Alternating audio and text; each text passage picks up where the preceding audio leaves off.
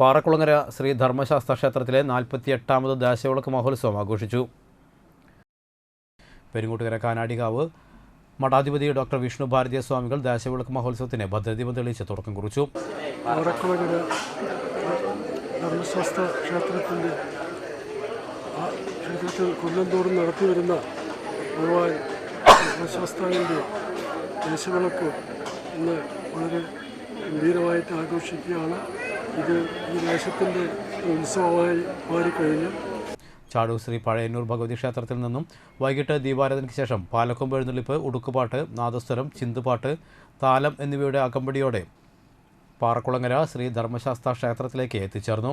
ദേശവിളക്കിനോടനുബന്ധിച്ച് ശ്രീ ശാസ്ത വനിതാ കാവടി ചിന്ത്, ആലപ്പാടിൻ്റെ ചിന്തുപാട്ട്, വാടനപ്പള്ളി ശ്രീ ബ്രഹ്മഭജൻസിൻ്റെ ഭജന എന്നിവർ നടന്നു. തുടർന്ന് അന്നദാനവും ഉണ്ടായിരുന്നു. കമ്മിറ്റി ഭാരവാഹികളായ പ്രസിഡന്റ് സുബ്രഹ്മണ്യൻ പൂക്കാട്ട്, സെക്രട്ടറി സുകുമാരൻ വാഴപ്പള്ളി, ഖജാഞ്ചി Girish Shathikkattil, vice president Ratheesh Vettiyattil, joint secretary Manoj Moothadath, രക്ഷാധികാരികളായ രവി മൂത്തേരി, സുനിൽ വാഴപ്പള്ളി എന്നിവർ ദേശവിളക്കിന് നേതൃത്വം നൽകി.